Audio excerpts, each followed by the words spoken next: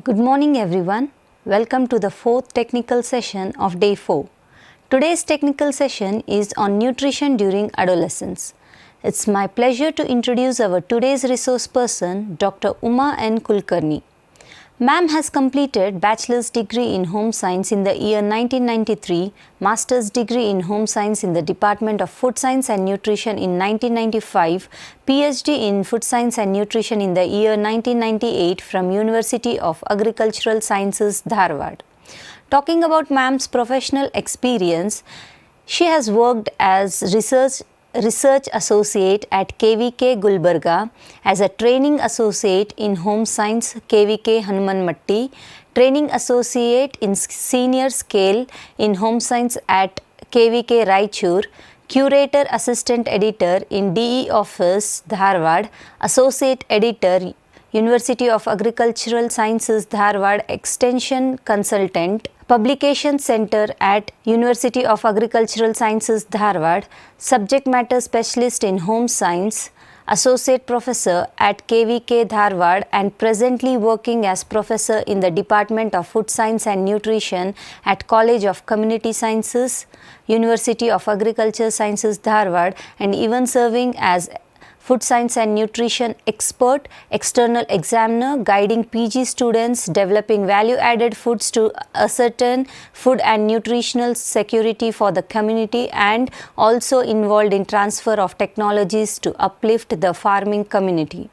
She was the first graduate nurtured under University of Agricultural Sciences Dharwad to ascertain gold medals in all the 3 degrees in undergraduation for highest CGPA, post-graduation for outstanding research work in street foods, and PhD for commendable research work in developing ready-to-eat foods for elderly.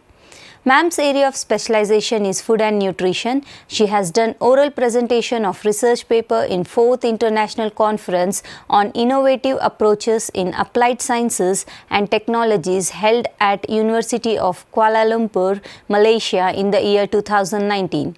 Ma'am has guided 2 PhD students and 10 MSc students as chairperson. Technologies developed by ma'am are development of dehydrated products from substandard potatoes as flour, starch, granules, flakes and custard powder, ready to use Ashgard beverage, extended shelf life of vegetable soybean and its utility, development of ready to eat soy avarebele, black soybean hurigalu, involved in screening of varieties, etc. Awards or honors received by ma'am during the service are as follows. At international level, ma'am has received Women Scientist Award from Scientific Educational Research Society, Meerut, India, University of Kuala Lumpur, Malaysia, and Mahasa University, Selangor, Malaysia in the year 2019 for excellence in teaching. At national level, she has received Best Publication Award from Sadhana, Dr. Y.S. Parmar, University of Horticulture and Forestry, Nauni, Solan, Himachal Pradesh in the year 2014 for the book Food Technology Part 1, Manipal Global Education Services, Manipal, Karnataka. She received Achiever Award from Sadhana, Solan, Himachal Pradesh in the year 2015 for contribution in the field of food science and nutrition. She received Best Oral Presentation Award from International Science Community Association in 6th International Science Congress, Maharashtra in the year 2016 for outstanding presentation under agriculture sector. At state level, she has received Best Presentation Award from Karnataka State Council for Science and Technology under Indian Institute of Science, Bangalore in the year 1998 for student project proposal. She received Rajotsava Award from Hubli Dharwad Municipal Corporation in 2008 for Women Division. She has completed 6 university-funded research projects as principal investigator and 1 project as co-PI and 2 research projects funded by Rashtriya Krishi Vikas Yojana as co-PI. She has published 21 full-length research articles, 1 book published with ISBN number, 1 chapter in standard books with ISBN number, 10 book or booklets published, 60 research note or communication in journal or abstracts, 25 popular articles and 10 edited books. This is the brief introduction of our today's resource person. I welcome you once again, ma'am. Good morning to all. Today I'm going to deal with physiology during adolescence, that is from 9 to 18 years. Adolescents are people caught between two worlds. They are no longer children, yet they are not adults in the eyes of society. Adolescence is the period between the normal onset of puberty and the beginning of adulthood. The contents of today's topic is introduction, middle childhood, adolescence, physical growth, physiological growth, secondary sexual characteristics, and cognitive development. Historically, middle childhood is not considered as an important stage in human development. Sigmund Freud, who was a neurologist, labeled this period of life as a latency stage, a time when sexual and aggressive urges are repressed. However, recent theories have recognized the importance of middle childhood for their development. During middle childhood, children learn the values of their societies. Growth is slow and steady until the onset of puberty, where they develop quickly. The age at which individuals enter puberty also varies, that is, some may start as early as 8 or 9. Onset of puberty also differs across gender, that is, it begins early in females. Children in this stage still require hands on learning. It is the time where child gains enthusiasm for learning and working, and their participation in meaningful interpersonal communication provides necessary foundation for the challenges of adolescence. Adolescence. It is seen from 12 to 18 years, which is a time of change between childhood and adulthood characterized by significant physical, psychological, and social transitions. There are three phases of adolescence: early adolescence from 11 to 14 years, a time of rapid pubertal change; middle adolescence from 14 to 16 years, pubertal changes are now nearly complete; and late adolescence, that is from 16 to 18 years, where the young person achieves full adult appearance. Puberty. It refers only to the physical changes that occur during adolescence. There are three kinds of physical changes, that is, the growth spurt, development of primary sexual characteristics, and appearance of secondary sexual characteristics. Physical development. During adolescence, body produce hormones necessary for pubertal development. Reproductive system matures, preparing to become an adult. The growth spurt. Height shoots up. Physical growth is not always uniform, that is, chin or nose may grow before the rest of the face. Tallest person may end up as shortest now. Physical changes, that is, the development of sexual characteristics. It is seen as primary sexual characteristics and secondary sexual characteristics. So, in primary sexual characteristics, it is directly related to the production of reproductive cells, that is, sperms for males and ovum for females. Whereas in secondary sexual characteristics, body hair in both males and females grow, which is one of the first signs of puberty. That is, it grows in those areas where it didn't grow before, like underarms and pubic areas. In females, there is development of breast, widening of hip, increased body fat. So girls starts their puberty between 8 to 13 years of age. First puberty change is the breast development and followed by appearance of pubic hair and underarm hair by 12 years old. Menstrual period is in between 10 and 16 and a half years old. In boys, puberty starts between 9.5 and 14 years old. Enlargement of testicles is the first puberty change, followed by penis enlargement by about 1 year, and pubic hair appears about 13.5 years old. Wet dreams, that is nocturnal emissions, about 14 years old, and hair under arms, face, voice change, and acne about 15 years old. Boys don't start puberty with sudden incident like beginning of menstrual periods in girls. Having nocturnal emissions marks the beginning of puberty in boys, which typically starts between 13 and 17 years, average being 14 and a half years. Boys' voices change at the same time as the penis grows. Growth spurt peaks around 13 and a half and slows around 18 years. Hormonal changes. Hormones are chemical substances that affect growth and changes in cell activity. In boys, the most important hormone is the male hormone called as testosterone, which is produced in the testes. And estrogen and progesterone are the most important hormones produced by ovaries in females.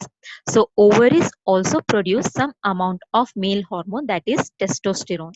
Hopping hormones. These are the hormones which causes mood swings or mood changes where they feel happy for one moment and sad or angry the next moment. Weight gain. Some people may put on weight around the time of puberty. Eating well-balanced diet and regular exercise helps to prevent this weight gain. Menstruation. When a female reaches puberty, she usually has a menstrual period, and the onset of menses is termed as menarche, which doesn't happen until all the parts of a girl's reproductive system have matured. This period is a part of cyclical process which prepares woman's body for the development of a fertilized egg, which is controlled by several hormones. So, about the phases on menstrual cycle, I have already discussed in our first session, that was on physiology during pregnancy and lactation, which has got four phases: follicular, ovulation, luteal, and menstrual phase. Each month, the ovary releases egg cell called as ovum, which travels towards the uterus. If fertilization occurs, it leads to pregnancy. And if fertilization doesn't occur, lining of uterus breaks down and the egg dies with beginning of next cycle. So the cycle lasting approximately the cycle lasts approximately 28 days. We see that some women experience pain in abdomen and pelvic areas during her menstrual period, known as menstrual cramps. And also some of premenstrual symptoms like mood changes, breast pain, low back pain, abdomen pain, headache, acne, increased appetite, etc. There are some menstrual disorders like oligomenorrhea, where menses doesn't appear for more than 35 days, polymenorrhea, with bleeding occurring between the menstrual cycles, menorrhagia, where there is excessive flow, menometrorrhagia, where there is irregular intervals with excessive flow. Leukorrhea, which is thick whitish or yellowish vaginal discharge seen in the female reproductive system. So these are some of the changes which are seen in females. Coming to cognitive development, in early adolescence, individuals think logically and adolescents benefit more from direct experiences. Neurodevelopmental changes in adolescence. It is linked to hormonal changes but not always dependent on them. Development takes place in brain where limbic system is responsible for pleasure seeking and reward processing, emotional response and sleep regulation. And at the same time, changes take place in prefrontal cortex, which is responsible for executive functions like decision making, impulse control, and planning for future. Adolescent brain has significant neural plasticity, which is still able to change. That is, it has ability to ameliorate the impact of negative experiences earlier in life, like child abuse, to promote positive developments that enhances intellectual ability and emotional functioning. Psychological and social changes in adolescence. They develop stronger reasoning skills, logical and moral thinking, and take other people's perspectives into consideration. They want to do something about social issues that encounter in their lives. They want to be more independent and responsible and want to disengage from parental control. Friendships become more important, peer pressure increases, and changes in behavior are observed, sometimes creating conflicts between teenagers and their parents. Feeling carefree and invulnerable, teens seek new experiences that are dangerous to their health and well being, like smoking, drinking, taking drugs, etc. So let's see some of the disease or medical conditions encountered during teenage. Overweight. It is especially seen during puberty changes due to hormonal imbalance and unhealthy diet. Anorexia nervosa, where the individual doesn't eat properly to maintain, especially to maintain her diet. Due to conflicts or failures, we see the teenagers tend to self harm. Teenage pregnancy, um, which is seen due to indulge in early sexual behavior. Then we'll be seeing some of the teenagers committing suicide, thyroid diseases, indigestion, oppositional deficient disorder. So we have dealt with the physiological, sexual growth, and cognitive development during the middle childhood and adolescence. With this, we end our session. Thank you. Thank you, Dr. Josephine. Now I request Dr. Uma N. Kulkarni to talk on nutrition during adolescence. Welcome to the webinar series on nutrition for all ages during COVID-19 pandemic. So topic is nutrition during adolescence as such. Well, it is the flow goes like this: introduction, what is nutrition, nutrition status, what is adolescence, classification, health and immunity, nutrients and non-nutrients, and immunity boosters in COVID-19 pandemic for the adolescent as such. So India is in a transition period with rapid changes in socio-economic as well as health aspects. And in 2020, it is a country of paradoxes because the rising and falling economy with high poverty levels, though it is self-sufficient in food production and giving large food subsidy and food supplementation programs is going on, still undernutrition is existing and overnutrition is adding up. So what is nutrition? It's the process of taking in food and using for the growth, metabolism and repair. And status is the utilization of nutrients as emphasized by the health aspect. So coming to adolescence, it is a Latin word that is adolescence, which means to grow or to grow to maturity as such. The early adolescent years are called as teen years, and the older adolescents are called as young man. The classification goes like this. So puberty starts early in the female compared to the male as such. So we have classification early, middle, and late, which range the age group from 12 to 21 as such, and 8 to 11 years they have termed as a pubertal period as. So there are new developments in the adolescence because there is lot much changes occurring due to the hormonal changes. The body image changes, peer relationships increase, which gives prime importance. Sexuality is seen and independence. With more independence, they get nurtured as such. So when bodies is undergoing so many changes in adolescent, nutrition plays an important role as such. So why should you care? So because it provides physical growth, body image, it helps to function the brain, carry out daily activities, sports performance, and also prevents the diseases. So happiness is nothing more than good health as such. So these increased needs are because of the increased growth rate and changes in the body composition, which is associated with puberty.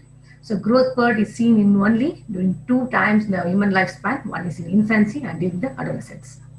So for which you have to plan a healthy diet, because 75% of the adult height, 50% of adult weight, and 40% of adult bone mass is gained during the adolescence period. So boys' deposition of lean muscles take to the extent of 50%, and deposition of fat occurs in girls as such. So it's all preparation for the future healthy mother and father as such. Diet and immune is also very much linked as such, because if the nutrition is weak as such, then your immunity will be low. So in such cases, you overcome with the terms like undernutrition and overnutrition. And in such cases, if the immunity system will not support you. And we have the micronutrients which alter the immune responses, and nutraceuticals, whether it is nutrient or nutrients, they are known to affect the immunity as such. So coming to the nutrition status, as said, if it's everything normal, then nothing to worry as such.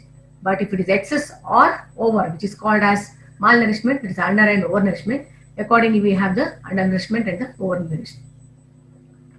So to know whether you are normal or not, the adolescent can go with a simple calculation of body mass index, which is given, that is weight in kgs divided by height in meter square. So it gives, it helps determine the obesity and the increased risk for the various diseases as such. So here are the cutoff points. Below 18.5 is underweight, and 30 and above is the obese. In between we have the normal, which is 18.5 to 24.9. So the same which is depicted in the graphical representation. So here with the green and yellow little bit are safer one, especially the this 18.5 to 25, it is overlapping. Red and orange, they are completely alarming zones as such. So with all your nutrients, your body immunity will boost out like anything. So we have the adaptive immunity and the natural acquired immunity as such, whether it is active or passive, but it helps you to fight against the foreign organisms. So always think of the first line of defense, which is the skin, cilia, stomach, and the urine flow, which moves out the toxic substances. And second line of defense includes all the cells, like your blood cells, what we call like, and even the delta cells and all. So the third line of defense is the B cell, T cell, and a list of lymphoid tissue is working for your defense purpose. So the immune function can be taken up with the mucous membranes or phagocytic action of the cells or complement systems, which includes various other cells, T cell immunity and B cell immunity. So if the nutrition is not adequate, then you are likely to affect with the deficiency disease, the morbid pattern increases, immunity system gets down, and biological functions get affected. So to remain with all healthy, balanced immune system, you need a food. So deciding the right amount of food means it's a balanced diet. It is one which makes you to feel better, gives more energy, stay fit and active, and help to fight the stress as such. So the first and foremost nutrient is the energy. You always remember that the energy intake should balance with the expenditure. So we have the balanced diet providing carbohydrates, proteins, vitamins, minerals, fiber, and fat. Each are responsible for one or the other functions like growth and development. And water is also one of the major nutrient. So when you take into food account, that is nutrients, non-nutrients, and nutraceuticals, we have the both macro and micronutrients, and the non-nutrients we have sections, pigments, phytochemicals, fibers, and spices. And nutraceuticals may be your nutrients and also the non-nutrients. So macronutrients, you are aware: protein, carbohydrate, fat, and water. Micro means mineral and vitamin. And if you take excess macronutrients, definitely you will come to the stage of overnutrition. So apart from this, we have the fat and water soluble vitamins and few of the minerals instead. We have the recommended dietary allowances, which meets the requirement or nutrient requirement of all, that is nearly 97 to 98% of healthy adolescents in the same age and gender specific group as such. So this is the table giving the requirements or recommended RDA for energy, protein, fat, calcium, iron, vitamin A, C, folate, B12, zinc, and magnesium. So the energy requirement for the boys and girls from the age group of 10 to 18 years ranges from 2010 kilocalories to 3020 kilocalories. So this energy is required for your activity, basal metabolic rate, and increased requirements to support pubertal growth as such. So the males accumulate, since the requirement of calories is high, they experience greater increase in the height, weight, and lean body mass. The calorie requirement is also high as such. So a balanced diet should provide 60% of energy from the carbohydrates, 30% from protein, and 10% from fat. And n number of energy foods are available which promote the or boost the energy content in the body as such. Coming to the carbohydrates, it's the main source of energy, but it also adds the fiber. And nearly 60% of the total energy should come from carbohydrates and less than 10% from the sweetness. But however, it's alarming that more than 60% of the total energy is obtained from the soft drinks as per the research study. So there are n number of carbohydrates sources like your pasta, bread, cereals, etc., which the deficiency of which can lead to marasmus. So protein, you are aware that is essential for growth, metabolic process, maintains body fluid and electrolyte balance, transporting the nutrients, synthesis of hormones, antibodies, and enzymes, replacement of wear and tear of the body. If the protein is deficient, all your hormone production, antibody production, enzymes will be affected. Naturally, your immunity comes down and the digestion gets affected, and sexual maturity gets delayed, and delayed growth also is seen, and accumulation of lean body mass is reduced. So during adolescence, the protein intake is exceeding 1 gram per kg body weight. Otherwise, in children, it causes kwashiorkor. So high quality complete protein is essential.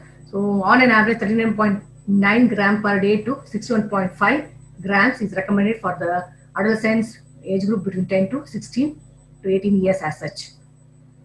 So if energy and protein is deficient, again your immunity is affected, and it affects both innate and adaptive immunity.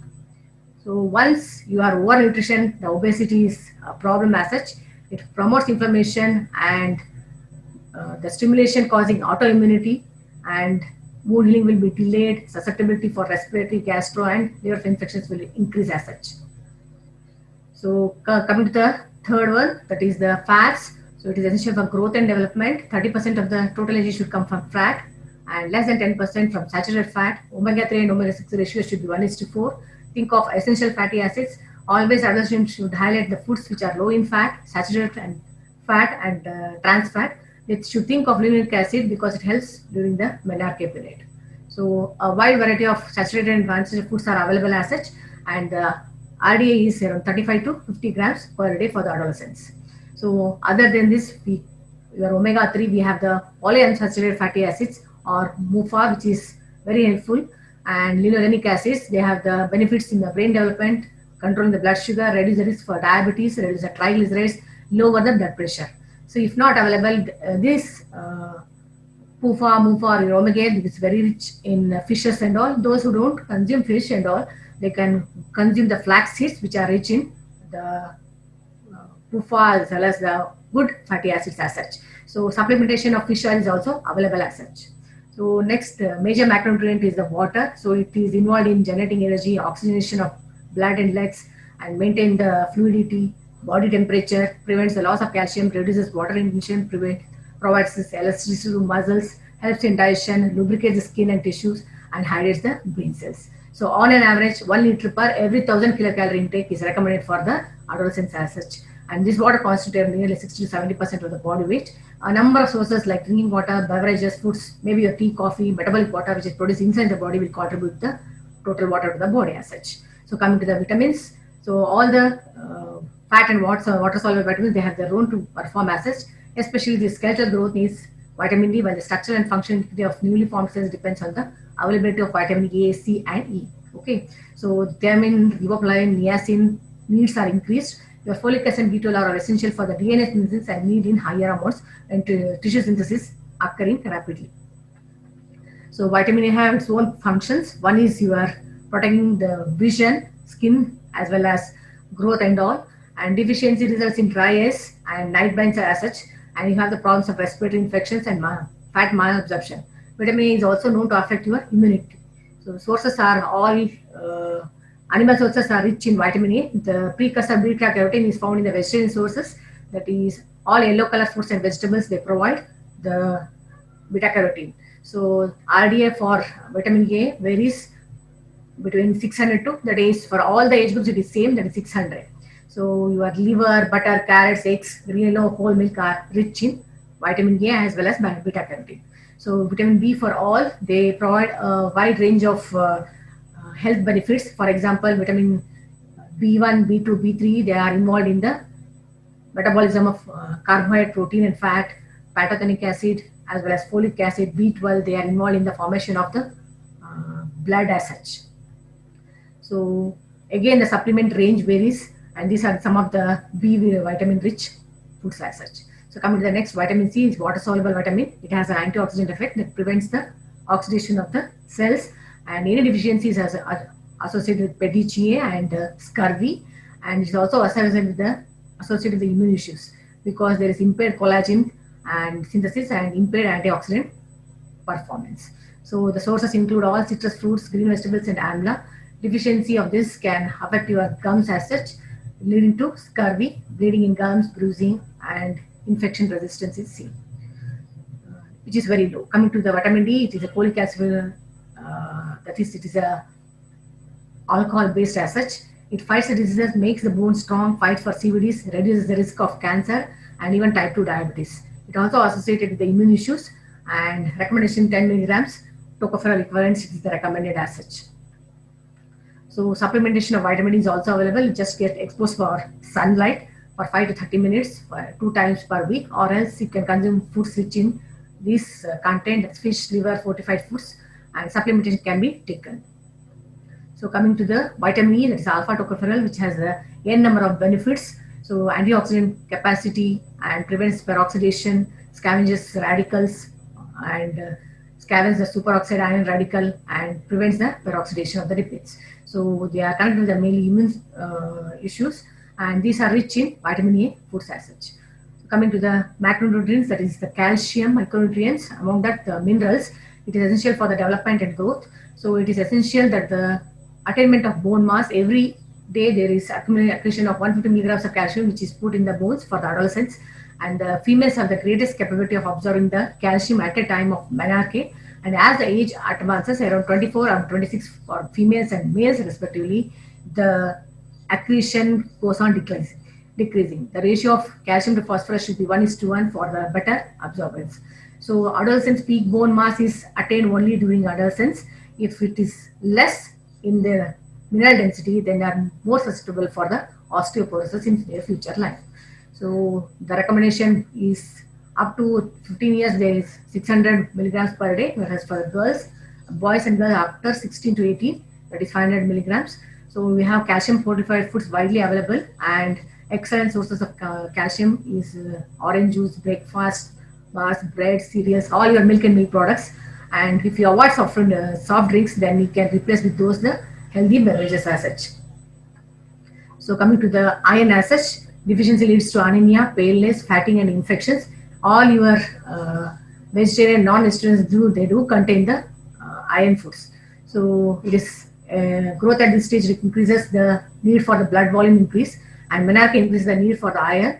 So recommended is 8 milligrams per day for 9 to 13-year-old, and 11 milligrams per day for the males aging between 14 and 18. And for the females, they have the higher requirement, that is 15 milligrams.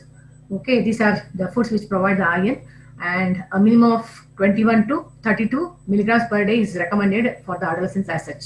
So if you consume low green leafy vegetables, then you are more prone for the deficiency of iron, vitamin A, calcium, and folic acid. So it is known to affect 70% of the girls, and it is known to hinder the regular work. Either they induce tiredness, weakness, paleness, hinder in the physical performance, even scholastic performance is reduced.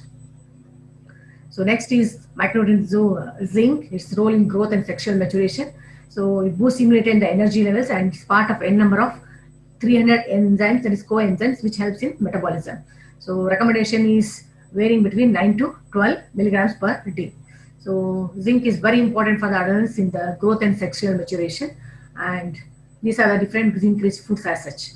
So coming to the copper, deficiency is associated with the neutropenia as well as anemia, because for blood synthesis you require copper, and there are associated immune issues where it results in low white blood cells formation.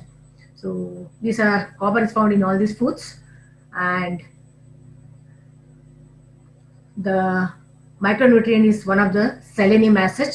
It promotes production of limited reactive oxygen species, and most severely it affects the viral infections and brings muscle aches as such.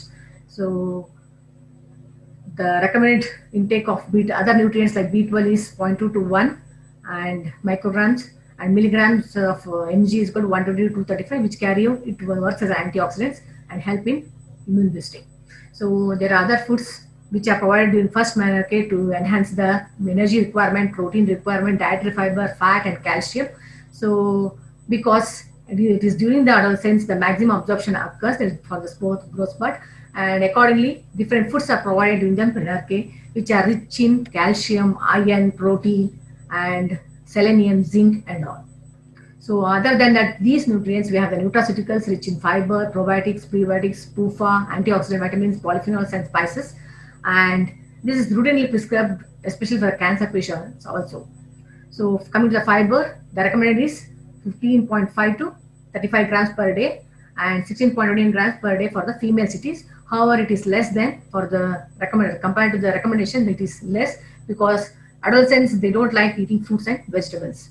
So coming to the fiber, so it gives some salutary function and delays the gastric emptying, improves body immunity, and health benefits like coronary heart disease, stroke, hypertension, obesity, diverticulosis, colon cancer are controlled with the consumption of dietary fiber. It includes the active components like total dietary fiber, crude fiber, soluble fiber, insoluble fiber. Okay.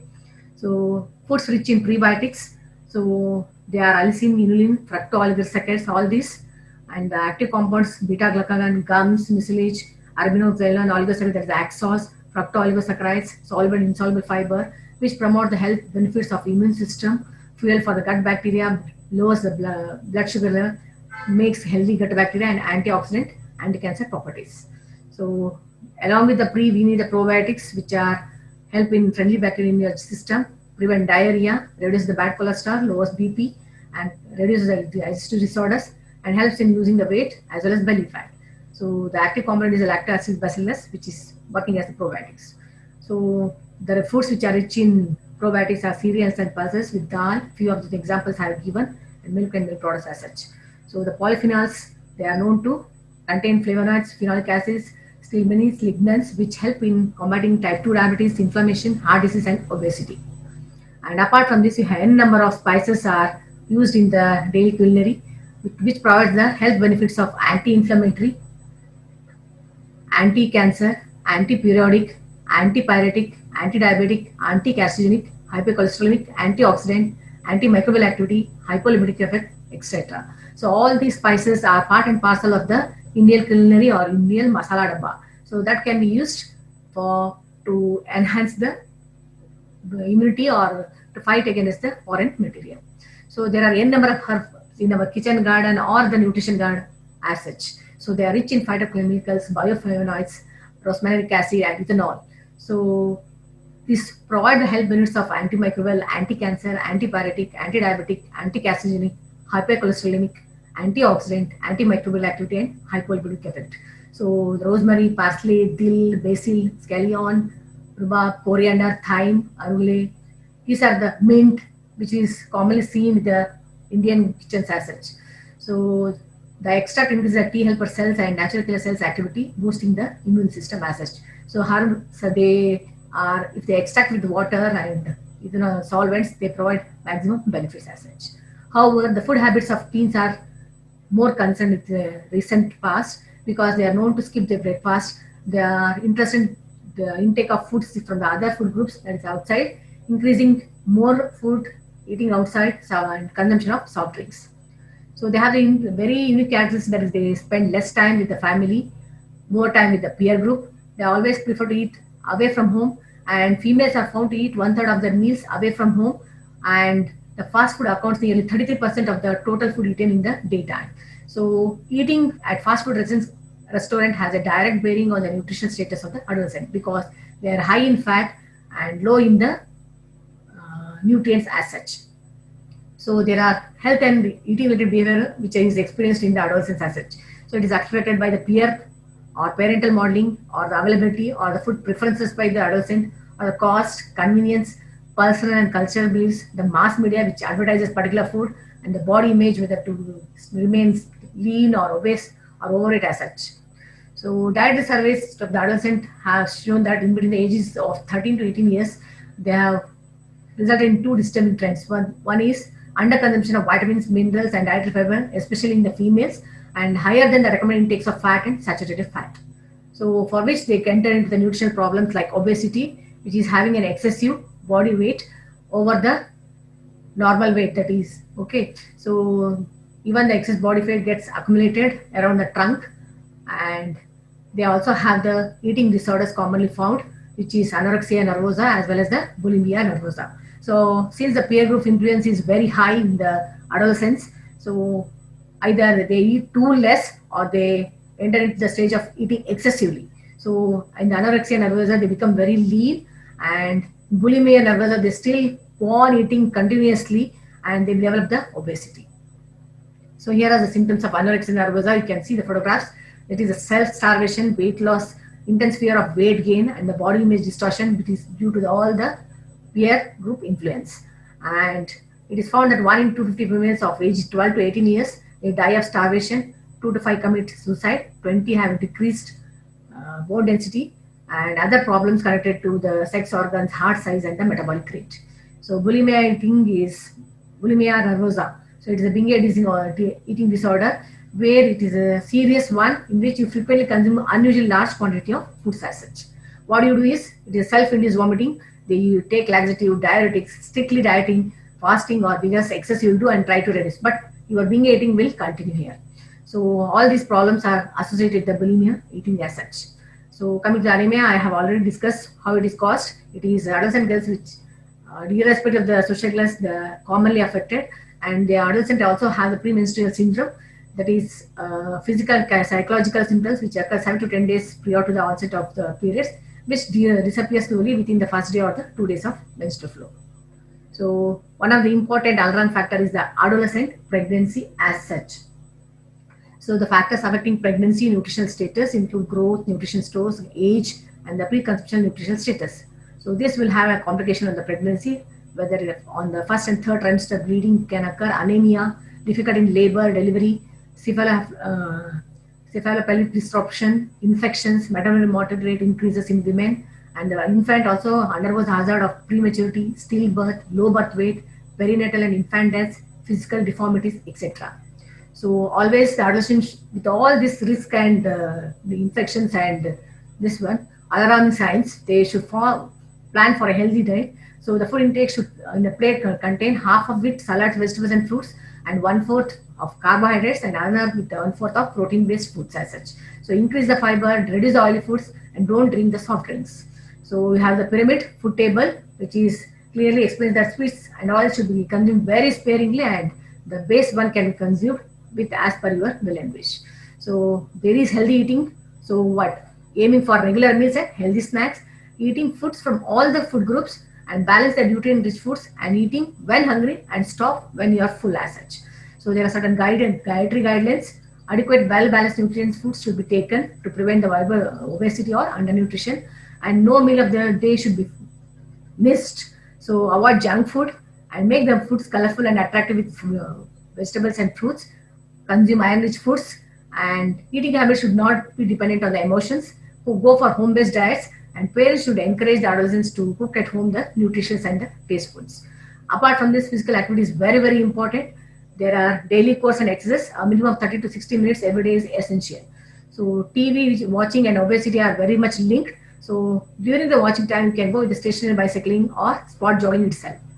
So 5 ways to make the happen healthy diet is with a healthy lifestyle is regular physical activity which burns the calories, limit the recreation screen time less than 1 hour, watch out for the portions distortion, that is small portions, eat 5 servings of fruits and veggies, and never skip the breakfast.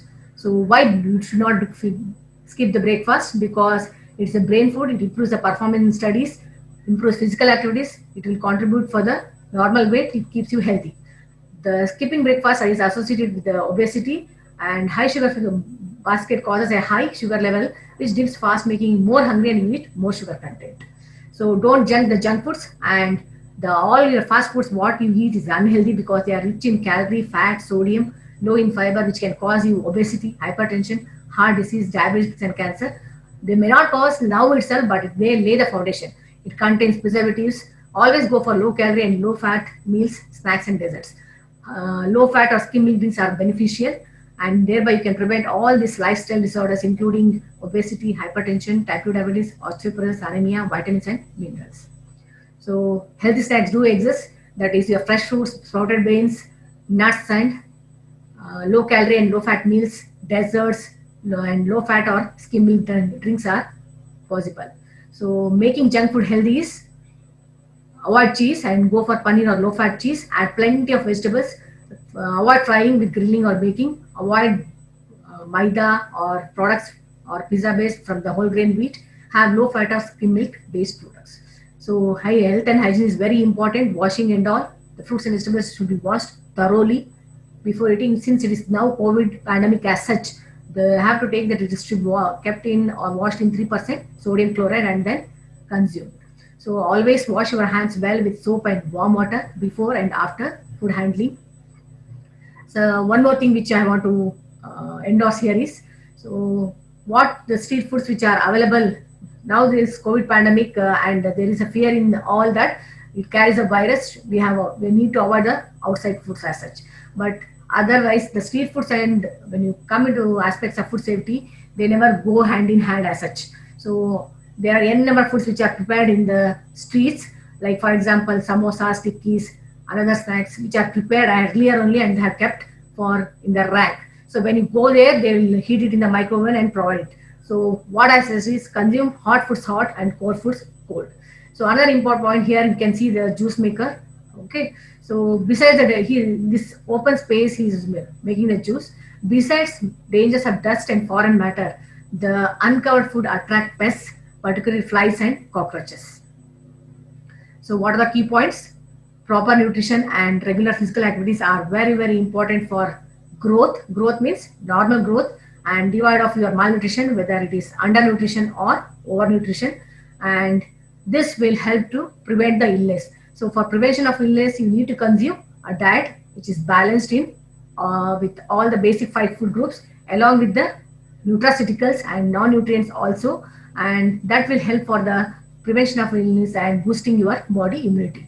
So the key point for future health is go for a healthy diet, for which you have to act with the physical activity, reduce your TV visibility time, then cut off the portion sizes, and go for low fat drinks as such, and always choose the right diet for the healthy lifestyle. So to avoid all your lifestyle disorders or undernutrition problems, you have to follow all these things.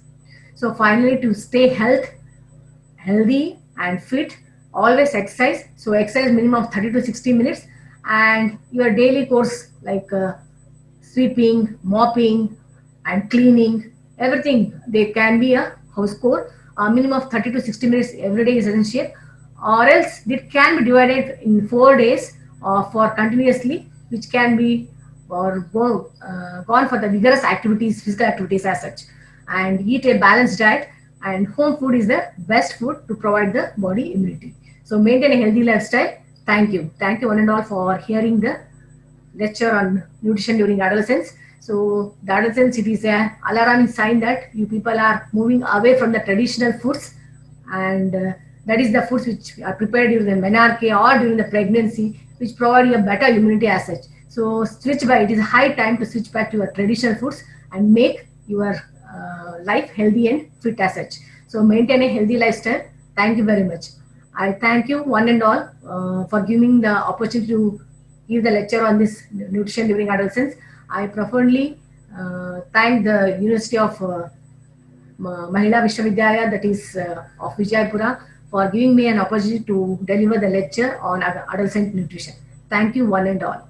Thank you, Dr. Uma N. Kulkarni, for your great talk on nutrition during adolescence. It was a very knowledgeable and informative session, ma'am, and well explained in detail. Thank you once again from the Department of Food Processing and Nutrition, Karnataka State Akkamadevi Women's University, Vijaypura, and on my personal behalf. So this is the end of today's technical session. Thank you, dear participants, for listening to us. Have a great day ahead.